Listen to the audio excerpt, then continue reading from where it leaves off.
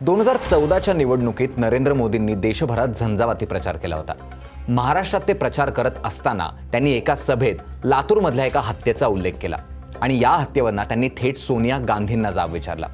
ती हत्या होती काँग्रेसच्या एक कार्यकर्त्या कल्पना गिरी यांची.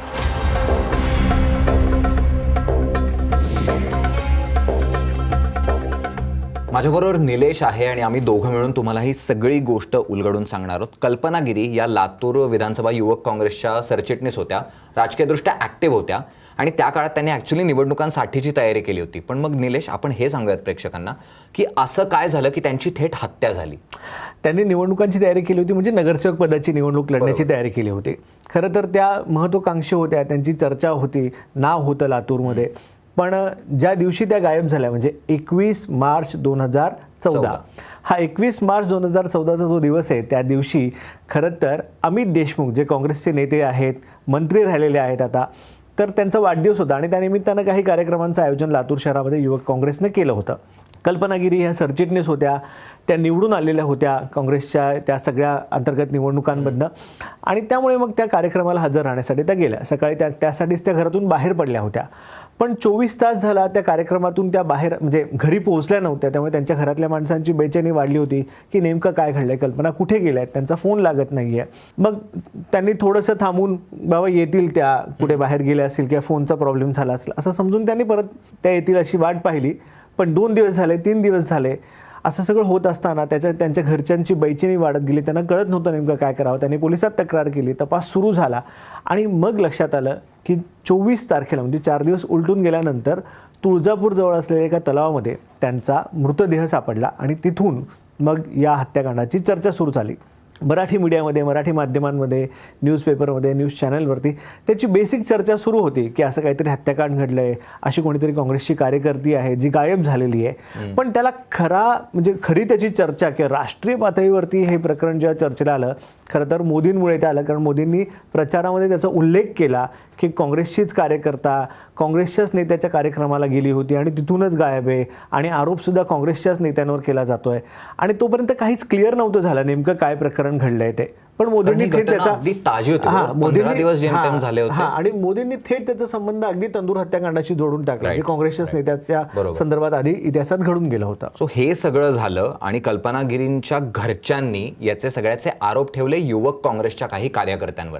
आणि सुरुवातीला आत्ता जसं निलेश म्हणाला की अमित देशमुखांच्या वाढदिवसाच्या कार्यक्रमाच्या अवतीभोवती हे सगळं घडलं. त्यामुळे मग असे आरोप व्हायला लागले की बडे नेते काँग्रेसचे इन्व्हॉल्ड आहेत का आणि मोठी नावं आहेत म्हणून पोलीस तपास सौम्य पद्धतीने करतायत का, आरोपींना पाठीशी घालतायत का, अनेक काय गोष्टी झाल्या. प्रकरण पुढे कसं गेलं? हे सगळं घडत असताना राज्यामध्ये हे लक्षात घ्यायला की तोपर्यंत राज्यामध्ये काँग्रेसचं सरकार होतं. बरोबर.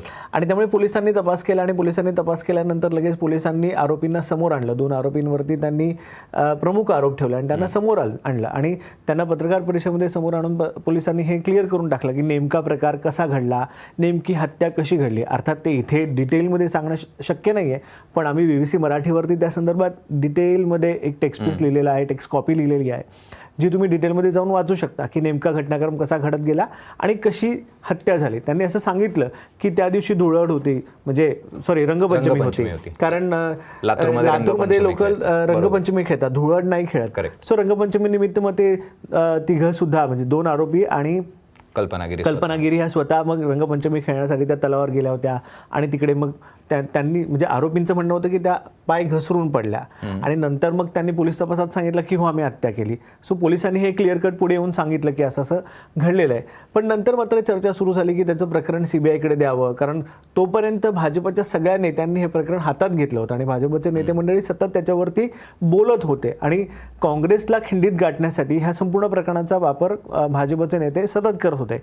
काँग्रेसचा बालेकिल्ला आहे लातूर, हे लक्षात घ्यायला हवं. आणि त्याच्यानंतर त्याच्यामध्ये किती बदलाव झाला हे स्टोरीमध्ये आपण डिटेलमध्ये लिहिलेलं आहे. त्या अर्थात इथे सांगण्यापेक्षा आपण लोकांनी तिथे वाचेल तर लोकांना जास्त ते कळेल. पण तिथूनच मग नंतर लोकांनी मागणी केली की हे प्रकरण राज्यातल्या पोलिसांकडे देऊ नका, कारण राज्यात काँग्रेसचं सरकार आहे, आरोपसुद्धा काँग्रेसवर आहे. पण तरीसुद्धा राज्य सरकारने काय ऐकलं नाही, त्यांनी काय CBIकडे दिलं नाही ते प्रकरण. त्यांनी राज्यातल्या पोलिसांनी चौकशी केली आणि आता जे काय सगळं समोर आलेत की जे 2 आरोपी ज्यांच्यावरती मुख्य आरोप ठेवलेले आहेत ते सुद्धा त्याच तपासातनं पुढे आलेलं सगळं आहे. हे प्रकरण अजूनही सुरू आहे, ही महत्त्वाची एक गोष्ट. आणि त्यावेळेला सुरुवातीचा जो स्थानिक पोलिसांनी तपास केला तो केला, त्यानंतर जसा दबाव वाढला तसा तो स्टेट CID कडे देण्यात आला, तो तपास झाला. नीलम गोऱ्हेंसारख्या नेत्यांनी CBI चौकशीची मागणी केली, तेव्हा भाजप शिवसेना हे विरोधात होते राज्यात, आणि त्यांनी ही मागणी केली.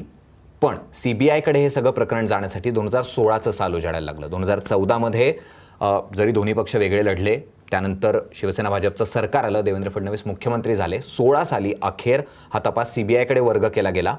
त्यानंतर खटला उभा राहिला. या खटल्यात CBIने या सगळ्या हत्येबद्दल आणि त्यांना जे काय तपासात सापडलं होतं त्याच्याबद्दल काय महत्त्वाच्या गोष्टी सांगितल्या? नाही, सगळ्यात महत्त्वाची गोष्ट म्हणजे अजूनही CBIचा युक्तिवाद कोर्टामध्ये सुरू आहे. आतापर्यंत चार्जशीट दाखल झालेले आहेत आणि ह्या सगळ्या प्रकरणामध्ये दोन्ही देशमुख बंधूंना आरोपी करून घ्या अशी मागणी सुद्धा करण्यात आलेली आहे. म्हणजे अमित देशमुख आणि धीरज देशमुख या दोघांनाही तुम्ही आरोपी करून घ्या अशी मागणी कल्पना गिरीच्या कुटुंबियांनी केलेली आहे. त्यांनी कोर्टामध्ये 2 पत्र सुद्धा त्या संदर्भात दिलेली आहेत. आधीची 2 पत्र खारिज करण्यात आलेत, पण नंतरच्या पत्रावरती अजून डिसिजन झालेला नाहीये. सो हा सगळा म्हणजे हे अजून सबज्युडाइज आहे मॅटर. त्याच्यामध्ये अजून पूर्ण डिटेलमध्ये सगळ्या गोष्टी CBIने अजून चार्जशीट जरी दाखल केल्या असल्या तरी पुढे येऊन भाष्य करण्यात आले आहे. CBIच्या वकिलांशी जेव्हा मी संपर्क केला तर त्यांनी सुद्धा तेच सांगितलं की आम्ही फार ह्याच्यावरती भाष्य नाही करू शकत, कारण अजूनही त्याची प्रोसेस सगळी सुरू आहे.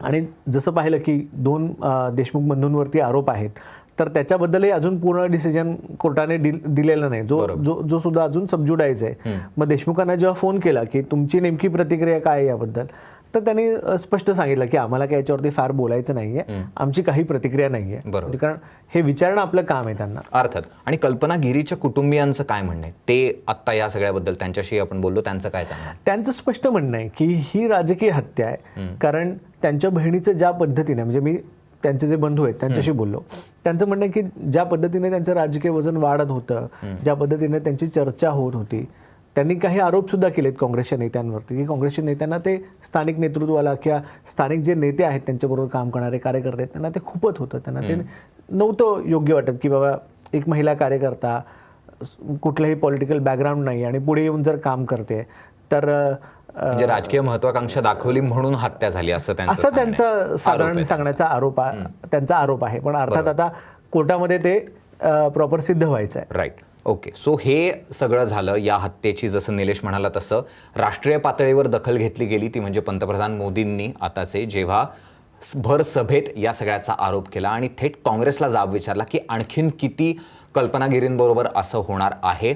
याचा राजकीय परिणाम काय झाला? वर्षानुवर्ष ज्या लातूरमध्ये काँग्रेसचा दबदबा होता तिथे पुढे कसे बदल होत गेले, या सगळ्याबद्दल निलेशने ही जी म्हणजे भारत स्वतंत्र झाल्यापासून लातूर मतदारसंघावरती काँग्रेसचा दबदबा होता, पण या केस नंतर मात्र तो बदललेला आहे. आणि तो कसा बदललाय ते आम्ही डिटेलमध्ये तुम्हाला स्टोरीमध्ये लिहिलं. बातमीची लिंक खाली कमेंट्समध्ये डिस्क्रिप्शनमध्ये दिलेली आहे. तुम्ही याच्यात ज्या इतर आणखीन डिटेल्स आहेत, CBIच्या चार्जशीटमध्ये काय आहे ते सगळं तिथे वाचू शकता.